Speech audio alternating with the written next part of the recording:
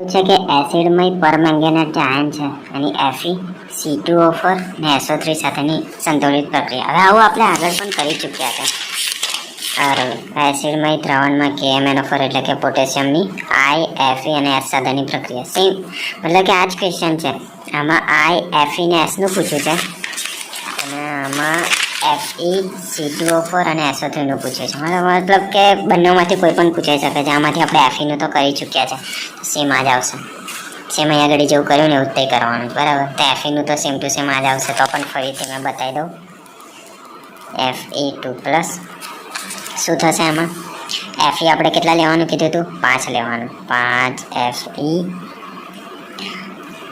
ઉપર 2 plus MnO4 એક જ લેવાનું. જ્યારે MnO4 એક લઈએ તો હાઇડ્રોજન 8 લેવાના કીધું હતું, યાદ હોય તો.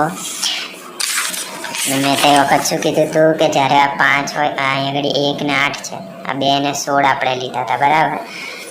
ત્યારે અહીંયા આગળ પણ 2 Mn આવતું હતું, પણ અહીંયા આગળ નોર્મલ Mn છે તો અહીંયા આગળ Mn2 પ્લસ આવશે ને 8ના અડધા થઈને 4 પાણી છૂટું પડશે. એટલે યાદ રાખવાનું, પહેલાં તો Mn છૂટું પડશે. કેટલું નોર્મલ, કેમ કે આગળ એક જ છે એટલે Mn એકલું રહેશે. Mn પણ કેવું 2 પ્લસ પાણી છૂટું પડશે H2O, પણ કેટલા અહીંયા આગળ 8 છે H જોડે, 8ના અડધા થઈ જશે એટલે કે 4, બરાબર. પ્લસ 5Fe પણ કેટલા અહીંયા આગળથી 2 માંથી 1 વધી જશે એટલે કે 3 પ્લસ થઈ જશે. આ યાદ રખાયું હતું પેલો વિડીયો ફરીથી જોઈ લેવાનો, બરાબર છે. હવે બીજું C2O4 2-, બરાબર. તો આ લઈશું કેટલા? આ પણ 5 જ લઈશું. 5C2O4 2- પ્લસ એની MnO4, પણ આ વખત કેટલા લઈશું? 2 MnO4 માઇનસ 2 લીધા, મતલબ કે હાઇડ્રોજન મારે 16 લેવાના. તો પ્રક્રિયા થશે તો 2 Mn છે તો 2 Mn2 પ્લસ થશે, ઓકે. પ્લસ પાણી છૂટું પડશે કેટલું? 16 હાઇડ્રોજન છે તો 16 ના અડધા કેટલા થાય? 8, તો પાણીની આગળ 8. પ્લસ અહીંયા આગળ યાદ રાખવાનું, જ્યારે પણ C2O4 પૂછે ત્યારે CO2 છૂટું પડશે. CO ને 2 કેટલું? 5. બસ, ના સોરી 5 ને આગળ 5 દુ 10 થશે ને, એટલે કે 10 CO2 છૂટું પડશે. યાદ રાખવાનું, બરાબર. આગળ પણ આપણે એવું જ કર્યું હતું, યાદ હોય તો. જ્યારે 10 આયન હતા, જ્યારે આયનમાં એકલું 10 લેવાનું, બીજું Fe, S, પછી હમણાં જે કરીએ છે ને C2O4 પછી SO3, એ બધામાં આગળ 5-5 લેવાનું, ખાલી આઈમાં આગળ 10 લેવાનું. અને બીજા બધામાં છે ને MnO4 2 લેવાના, ખાલી Feમાં એકલું 1 લેવાનું. જો આપણે અહીંયા આગળ પણ 2 લીધા, Feમાં એકલું 1 લેવાનું, C2O4માં 2 લેવાનું, આમાં પણ 2 લેવાના, ઓકે. જ્યારે 2 લઈએ ત્યારે H16 લેવાના, ઓકે.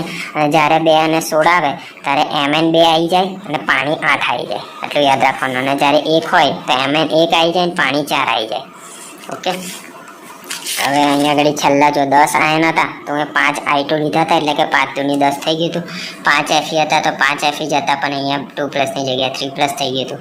અહીંયા 5 S હતા તો એનું 5 S જ થયું, તો -2 નીકળી ગયું હતું. એવી રીતે અહીંયા આગળ C2O છે તો એનું CO2 થઈ જશે અને 5 દૂની 10 આગળ 10 આવી જશે, બરાબર. યાદ રાખવાનું. ત્રીજું શું છે?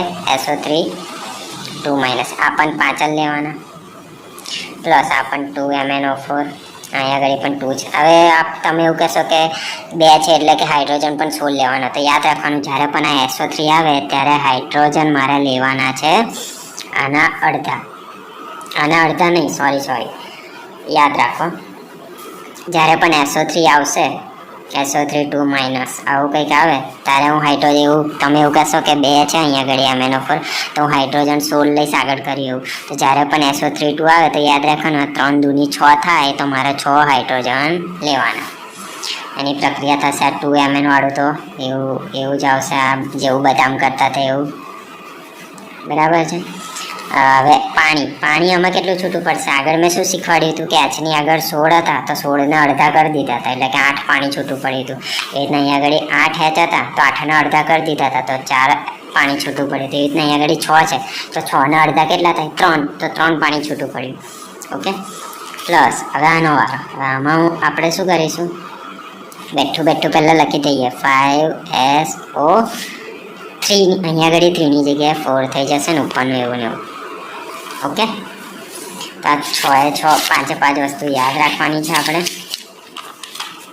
સૌથી પહેલાં જ્યારે આઈ આવે ત્યારે આગળ 10 લેવાનું આઈમાં, અને FES C2O4 ને SO3 બધામાં આગળ 5 લેવાનું. ઓકે, ખાલી FEમાં એકલું MnO4 1 લેવાનું.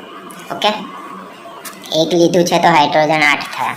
બીજા બધામાં 2 લઈશું તો હાઇડ્રોજન 16 થયા. બરાબર, અહીંયા આગળ પણ 2 લીધા તો હાઇડ્રોજન 16 થયા. ખાલી SO3 વાળું છે એની અંદર 2 લીધા તો અહીંયા આગળ હાઇડ્રોજન 6 થશે. 3 2 6. બરાબર, ખાલી આ યાદ રાખવાનું.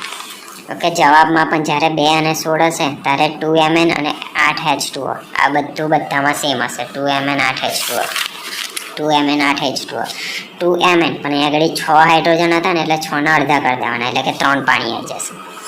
બરાબર, અને FEમાં તો 1 1 હતું એટલે કે Mn એકલા આવશે, અને 8 હતા એટલે કે 8 ના અડધા 4 પાણી આવી જશે.